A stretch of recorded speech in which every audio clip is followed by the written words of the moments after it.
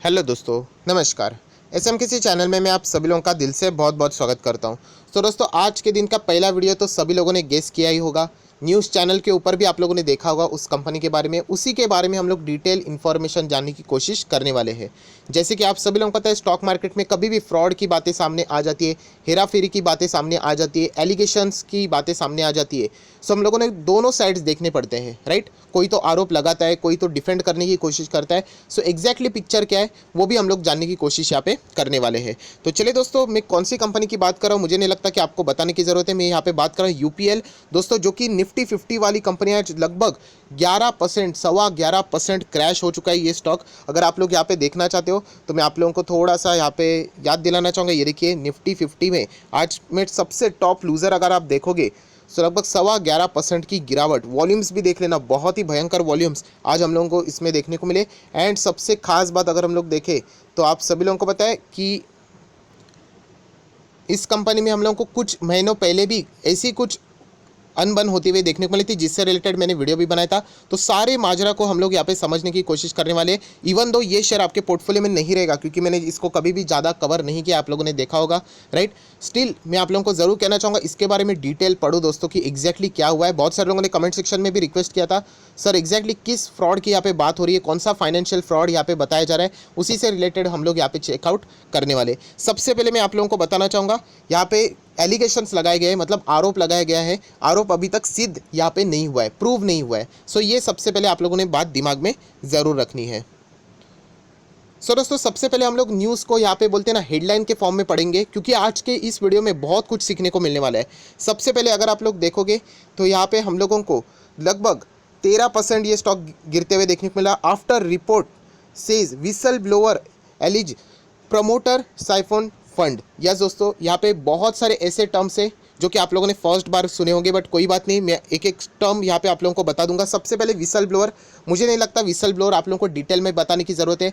नहीं पता तो चलिए मैं बता देता हूँ दोस्तों। विसल ब्लोअर मतलब कंपनी के अंदर के ही एम्प्लॉयज़ होते हैं, या फिर कंपनी के अंदर ही ऑफिसर्स होते हैं।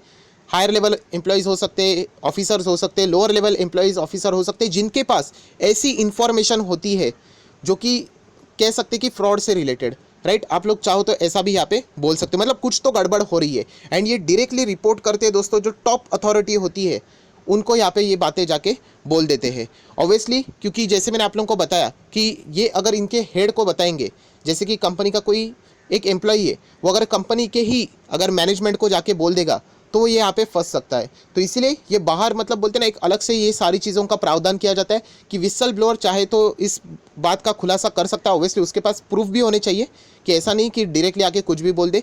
सो ऑब्वियसली यहाँ पे विसल ब्लोअर ने क्या कर दिए, प्रूफ दे दिए उसके हिसाब से कि यहाँ पे कंपनी के अंदर जो आरोप लगाए गए हैं, सीईओ के ऊपर आरोप लगाए गए कि कंपनी के अंदर हेरा फेरी यहाँ पे चल रही है। सो एग्जैक्टली क्या गड़बड़ हुई है वो भी हम लोग देखना है।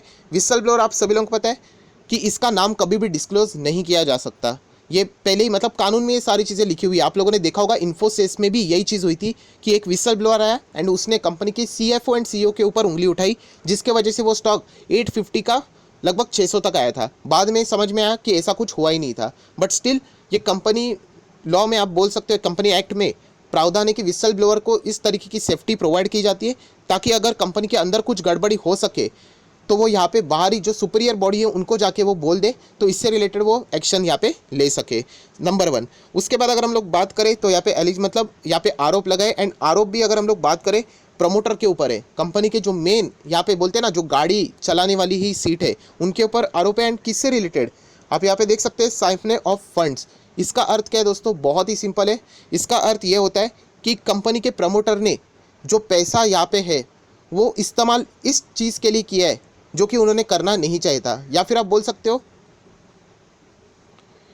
मैं आपको डिफिनेशन दिखाना चाहूँगा जो कि आपको इजीली पता चल जाएगा। आप देख सकते हैं, साइफनिंग ऑफ मनी फंड्स आप ऐसे बोल सकते हैं, dishonestly take the money from an organisation और other supply and use it for the purpose for which it was not intended.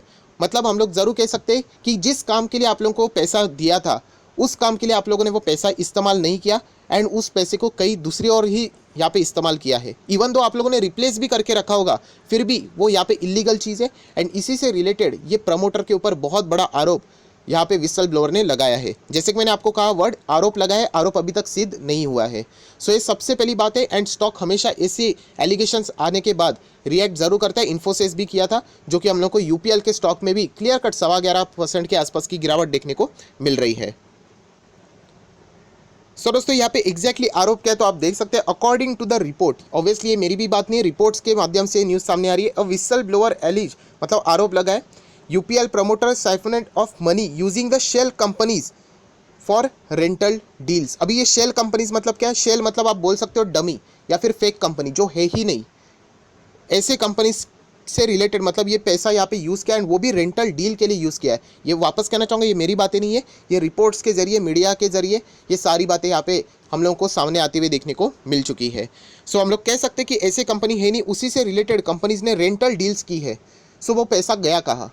तो इससे रिलेटेड ये सारी बातें सामने आ रही है, जो कि अभी आप लोग यहाँ पे देख सकते हो। उसी के साथ साथ आप देख सकते हो क्या लिखा है, विसल ब्लोअर ने बताया कि a board member has also alleged that the shell companies carried out other illegal transaction।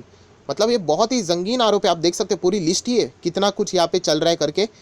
सच है झूठ है वो तो इन्वेस्टिगेशन अभी चालू हो ही जाएगा, उसमें पता चल जाएगा। बट उन्होंने ये भी कहा है कि इलीगल ट्रांजैक्शन के लिए भी इसका यहाँ पे इस्तेमाल किया है, जो कि आप लोग क्लियर कट यहाँ पे देख सकते हो। उसी के साथ साथ दोस्तों यहाँ पे मैं कुछ और चीज़ आपको याद दिलाना चाहूँगा। इससे रिलेटेड मैंने वीडियो बनाया था 16 अक्टूबर 2020। अक्टूबर, नवंबर, दिसंबर मतलब कुछ 1.5-2 महीने पहले की बात है। वहाँ पे भी यूपीएल का स्टॉक 9% क्रैश हुआ था एक ही दिन में। क्यों?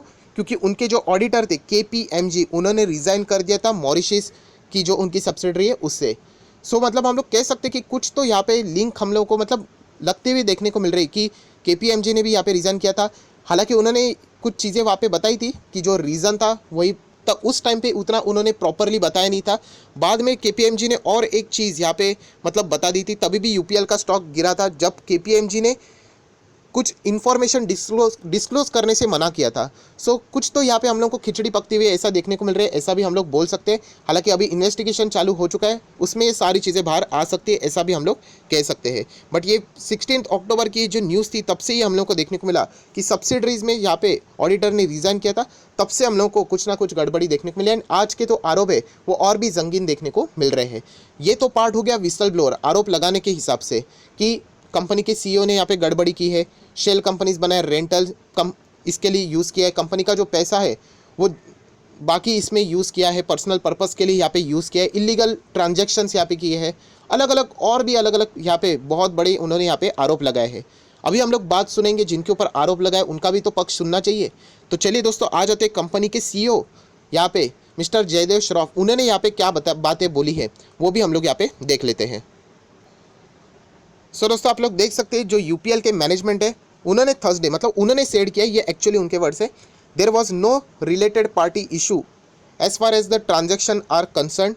उसी के साथ साथ अगर हम लोग यहाँ पे बात करें, ये जो सारी चीज़ें हम लोग को देखने को मिल रही है वो यहाँ पे 2016-17 में भी हम लोग को सेम टाइम की यहाँ पे कंप्लेंट्स यहाँ पे दर्ज होती हुई देखने को मिली थी। एंड अगर हम लोग यहाँ पे बात करें तो ऑडिट कमेटी ने इससे रिलेटेड ऑलरेडी उनको क्लीन चिट यहाँ पे एंड कंपनी को यहाँ पे दे दी है। सो ये पुराने इससे रिलेटेड उन्होंने यहाँ पे अपने डिफेंस में मिस्टर श्रॉफ ने ये सारी चीज़ें यहाँ पे बोल दी है। आप देख सकते हैं यहाँ पे पढ़ सकते हैं, the audit committee review the complaint and conclude that everything was fine mister Shroff said. ये हो गया उनका पक्ष। उसी के साथ साथ जो उनके ऊपर आरोप लगाए शेल कंपनी से रिलेटेड, आप देख सकते हो रेंट यहाँ पे डील से रिलेटेड बातें की है। जो रेंट की हम लोग बात करें दोस्तों, ऑब्वियसली शेल कंपनी से बताया जा रहा है वो आपके और मेरे घर के रेंट की बात नहीं कर रहे। यहाँ पे जो रेंट रहेगा वो करोड़ों में रहेगा, जो कि आप देख सकते हो paid the crores of rupees in the rent for the properties. So इससे रिलेटेड जो आरोप लगाए जा रहे हैं तो वो भी मिस्टर जयदेव श्रॉफ ने यहाँ पे बोल दिए मैलिशियस है, मतलब बेबुनियाद है। ये सारी चीज़ें जो बताई जा रही है वो उनके फैमिली को बदनाम करने के लिए एंड यूपीएल की रेपुटेशन गिराने के लिए ये सारी चीज़ें की जा रही है, ये मिस्टर श्रॉफ ने यहाँ पे फिलहाल बोल दिया है। सो दोस्तों जितनी भी ये जो बातें थी वो मैंने आप लोगों को यहाँ पे स्पष्ट रूप से यहाँ पे बता दी, दोनों पक्ष की यहाँ पे बातें बता दी कि यहाँ पे यूपीएल के शेयर में यहाँ पे हम लोग को क्यों यहाँ पे गिरावट देखने को मिली है। आप देख सकते हो अलग अलग जगह पे आप लोगों को, सारी जगह पे आप लोगों को यूपीएल ही पढ़ने को मिल जाएगा। अभी भी आप लोग देख सकते हैं UPL stock 15% fall because whistle blower claim about a financial fraud. So definitely ये अभी अभी आई हुई है, 2 घंटे ही है, तो सेम आप लोगों को अपडेट देखने को मिल जाएगा। सो बताने का मकसद यही है दोस्तों कि अभी यहाँ पे इन्वेस्टिगेशन चलेगा, एंड कभी भी इन्वेस्टिगेशन चल जाता है, केसेस शुरुआत हो जाती है, सो कंपनी आप सब लोग पता है उसमें जो आने वाली रैली होती है वो थम जाती है। ऑब्वियसली अभी ये रैली आप तभी एक्सपेक्ट कर पाओगे जब यहाँ पे इन्वेस्टिगेशन कंप्लीट हो जाएगी एंड यहाँ पे यूपीएल को क्लीन चिट मिल जाएगी। तब तक हम लोग कह सकते हैं कि यूपीएल के शेयर में अभी हम लोग को बड़ी जो तेज़ी रहेगी उसके एक्सपेक्टेशन फिलहाल तो कम होते हुए देखने को मिल सकते हैं। सो अभी यूपीएल इवन तो आपके पोर्टफोलियो में रहे या ना रहे, आप लोगों ने इसके बारे में हमेशा फॉलोअप करना चाहिए, न्यूज़ क्या है वो देखना चाहिए।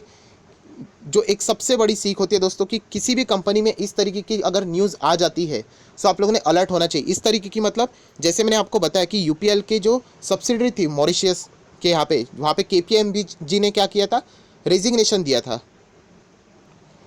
सो जो ये ऐसी घटनाएं होती है हम लोगों को यहाँ पे हिंट देती है कि शायद से फ्यूचर में यहाँ पे गड़बड़ी कभी भी हो सकती है। सो इसी से रिलेटेड हम लोगों को आज ये एक आउटकम तो नहीं बोल सकते, एक नया आरोप लगते हुए देखने को मिल रहा है। सो ये सारी चीज़ें हम लोगों को देखनी पड़ेगी कि फ्यूचर में इससे रिलेटेड बातें क्या होती है। अगर आज के दिन की बात करें, देख लेते हैं यहाँ पे 10 दिसंबर को क्या यहाँ पे 21% के आसपास डिलीवरीज हम लोग को यहाँ पे उठाती हुई कंपनी में देखने को मिल रही है।